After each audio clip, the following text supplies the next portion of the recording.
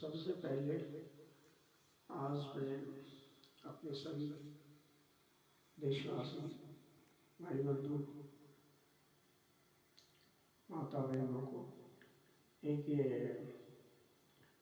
भगवान ओम स्वयं श्री कृष्ण जन्म सखा शिवो हम शिवासी से गुरु अवतार देवी माता की असीम कृपा है, उन्हीं का ये आशीर्वाद है।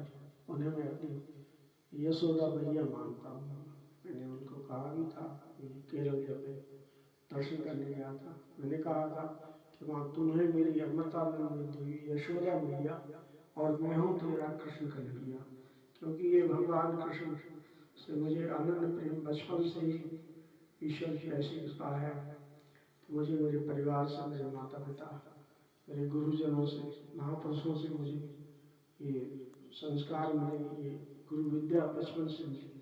और ये मेरी माँ ने सबसे पहले मुझे ये पाठ सिखाया कि कै हंसा मोती चुगे कि लंघन कर मर जाए।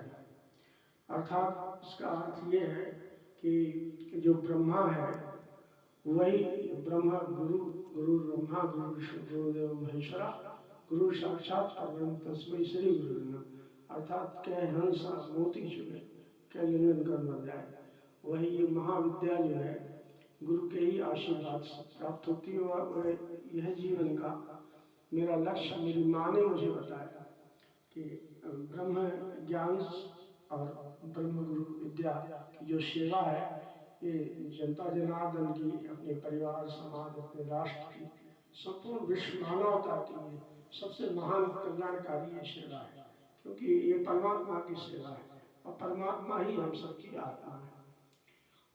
इसके साथ में आप सभी के सामने एक पहले छोटा भजन रखना चाहता हूँ। ये जो मेरा जीवन भर की जो शोध, जो योग के ऊपर, योग शक्ति के ऊपर जो शोध रहा है मेरा, तो वो जो है ओम स्वयं श्री कृष्ण जन्म सखा शिवाशीष गुरु शिवोहम अंतेश्वरी जगत जननी जगदम्बा माता, ये आदि शक्ता है। और भगवान शिव की कृपा, पार्वती माता की जब कृपा दृष्टि हमारे ऊपर हो जाती है तो हमें गणेश रूप की जन्म मिल जाता, श्री गणेश रूप की। तो जब भी किसी शुभ कार्य का शुभारंभ किया जाता है, श्री गणेश किया जाता है, तो भगवान शिव पार्वती माता का ध्यान किया जाता है, भगवान श्री गणेश का ध्यान किया जाता है, श्री हनुमान जी का ध्यान किया जाता है, योगेश्वर भगवान श्री कृष्ण का, राधा जी का, प्रभु श्री रामचंद्र जी का, जानकी माता का, कौशल्या दशरथ नाथ का ध्यान किया जाता है। इसलिए हम भगवान के चरणों में, मंदिरों में शीश झुकाते हैं और सबसे पहले ईश्वर का हम ध्यान करते हैं कि हे ईश्वर, जो आपने हमें दिया है, हे प्रभु, इस संसार के हर प्राणी को देना, सबके कष्ट हरना। क्योंकि हम जब भी हम पे विपत्ति आती है, कष्ट आते हैं, तो हम ईश्वर को याद करते हैं। इसलिए जब भी हम ईश्वर को याद करते हैं तो वो हमारी प्रार्थना अवश्य सुनता है, क्योंकि सच्चे मन से की गई प्रार्थना कभी निष्फल नहीं जाती। अगर आपने सच्चे मन से ईश्वर को अपना माना है और सब कुछ, अपना तन मन धन जीवन प्राण, अपना सब कुछ यदि आपने अपने प्रभु के श्री चरणों में समर्पित कर दिया है, तो वह परमपिता परमात्मा आपको निश्चय ही अपने हृदय से गले लगाएगा और आपको जीवन जीने का सही मार्ग दिखाएगा।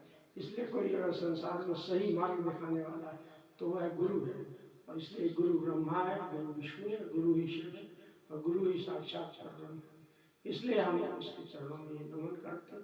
तो ये महामंत्र वेद विद्या है, हमारे भारत की प्राचीन वेद विद्या है, ये महान योग परंपरा है। तो भगवान प्रभु श्री राम जी की महान जो चरित्र मर्यादा है, उसकी संसार पूजा करता है। क्योंकि चरित्र की पूजा होती, चित्र की पूजा नहीं होती है, पूजा होती है चरित्र की।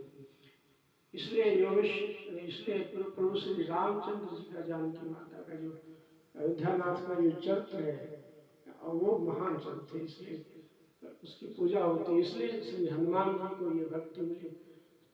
श्री हनुमान गढ़ योग सेवक, योगी राज सेवक, श्री अयोध्यानाथ सरकार की सेवा है। और यही श्री कृष्णा गोकुलनंदन सरकार घराने की इतिहास गौरव, महान योग शक्ति जगाने वाली सेवा है।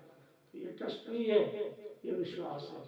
और ये सभी योगी राज जो जन्म कष्ट हरता जो दरबार है, ये जनता जनार्दन का दरबार है, ये ईश्वर का दरबार है। तो ईश्वर के दरबार में कोई ऊंच नीच का भेदभाव नहीं होता। ईश्वर जैसे जिस प्रकार से सूर्य अपना प्रकाश से संपूर्ण संसार को प्रकाशित करता है, इसी प्रकार से ईश्वर अर्थात परमात्मा, गुरु, ब्रह्म ज्ञान, ये विद्या, ये जो हमें प्राप्त होती, ये सबको समान रूप से पूरे संसार को समभाव से देखती और समभाव से प्रेम करती है। इन्हीं शब्दों के साथ मैं आप सबके चरणों में सादर नमन करता हूँ।